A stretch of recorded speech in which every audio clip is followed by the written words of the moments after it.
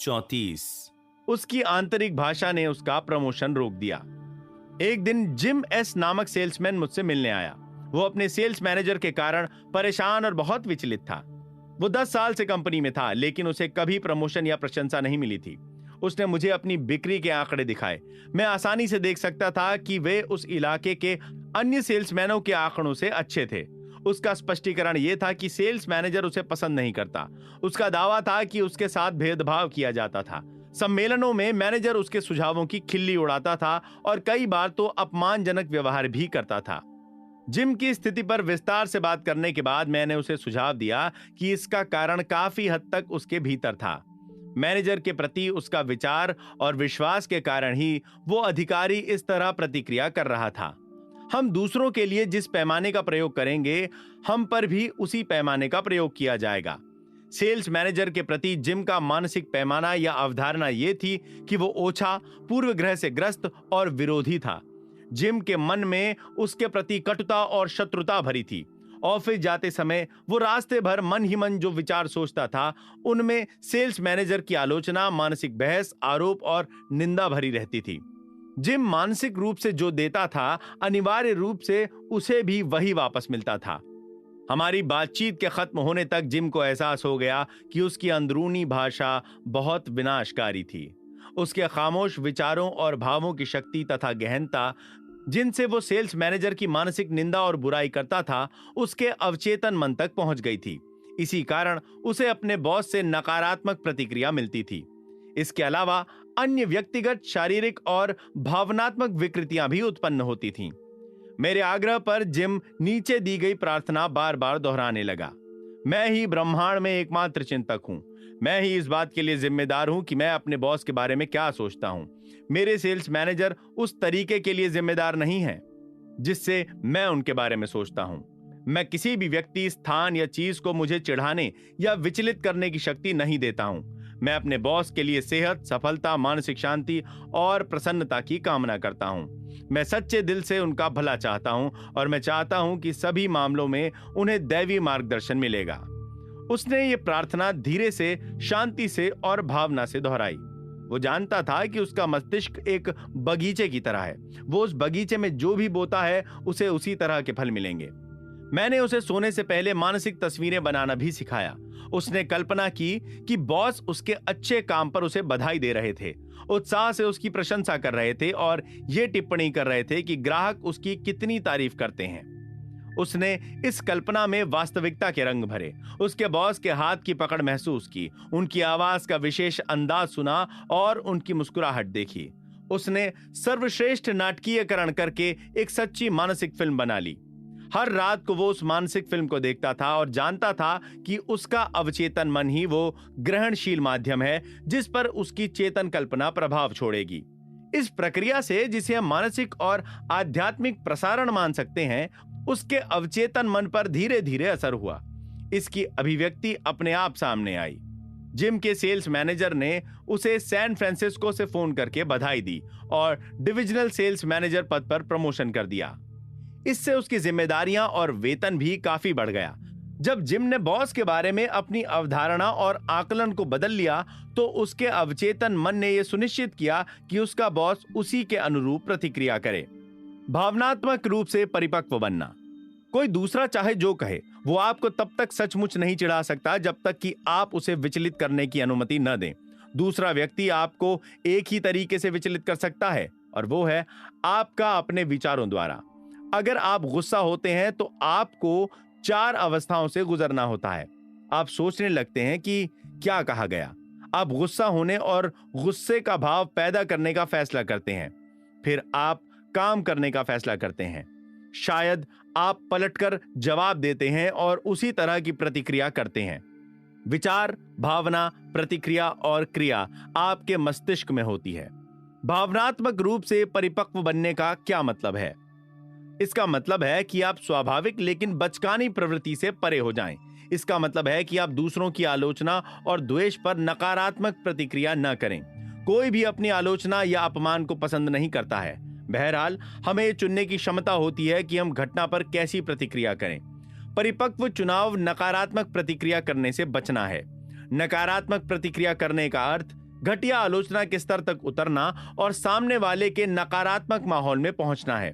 जीवन में अपने लक्ष्य याद रखें। किसी भी व्यक्ति, स्थान या वस्तु को यह अनुमति न दें कि वो आपको शांति और स्वास्थ्य के आंतरिक एहसास से दूर कर दे। सद्भावनापूर्ण मानवीय संबंधों में प्रेम का अर्थ। मनोविश्लेषण के संस्थापक और मनोविज्ञान के इतिहास में बहुत महत्वपूर्ण भूमिका निभाने वाले सिगमंड फ्रॉयड ने कहा था कि अगर व्यक्ति के पास प्रेम न हो तो वो बीमार हो जाता है और मर जाता है। प्रेम में दूसरे व्यक्ति में मौजूद दैवी अंश के लिए समझ, सद्भावना और सम्मान शामिल है। आप जितना ज्यादा प्रेम और सद्भावना प्रवाहित करेंगे, उतना ही ज्यादा आपके पास लौट कर आएगा। अगर आप किसी के अहम को चकनाचूर कर देते हैं और उसके स्वाभिमान को ठेस पहुंचाते हैं, तो उसकी सद्भावना नहीं पा सकते। ये जान लें कि हर व्यक्ति चाहता है कि उससे प्रेम किया जाए और उसकी प्रशंसा की जाए। हर व्यक्ति को दुनिया में महत्वपूर्ण समझे जाने की जरूरत है।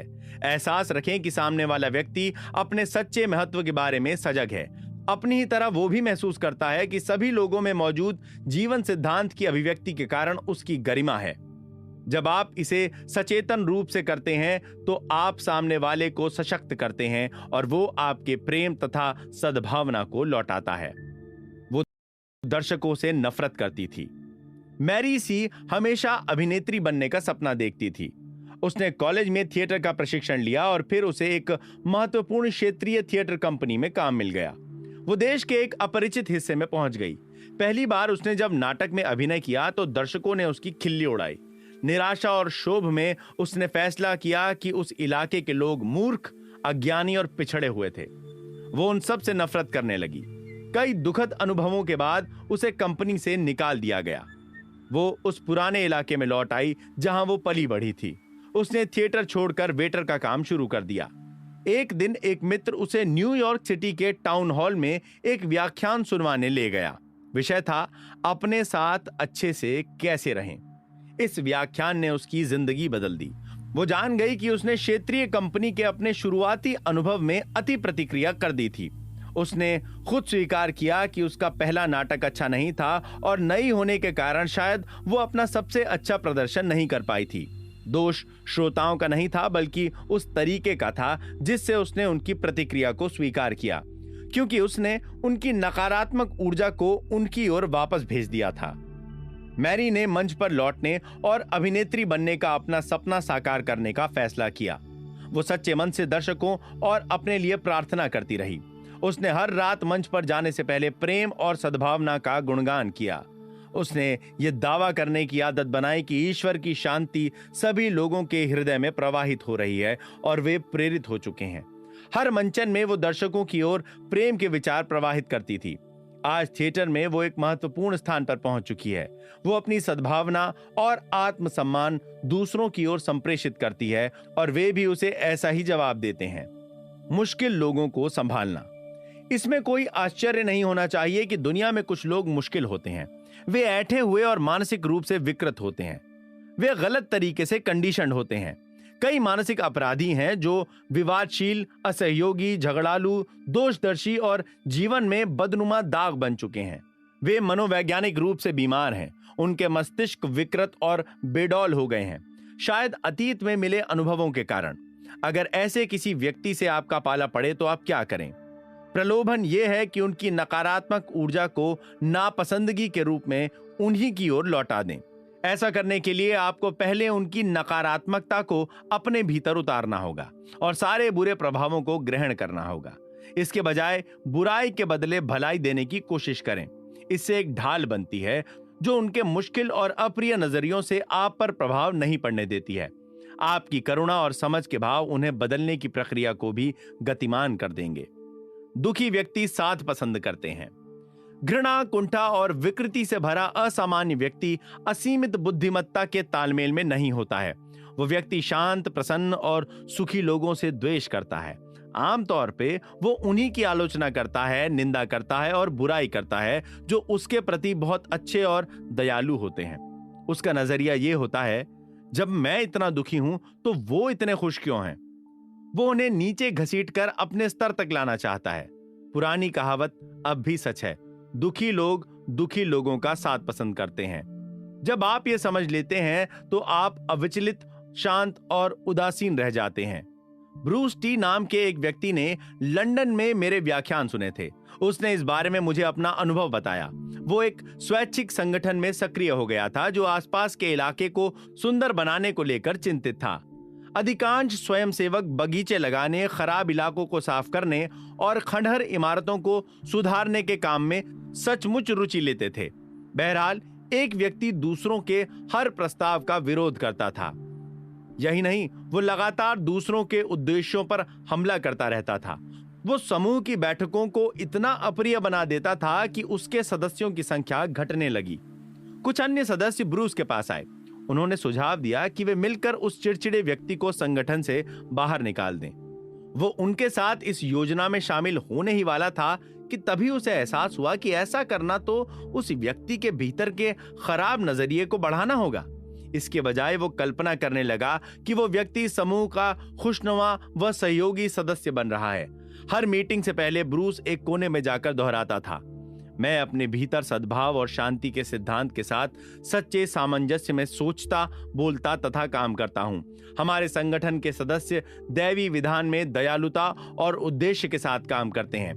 कोई मतभेद, कोई अप्रियता नहीं है। रचनात्मक ज्ञान हम सभी के कार्यों में नेतृत्व, नियंत्रण और मार्गदर्शन दे रहा है।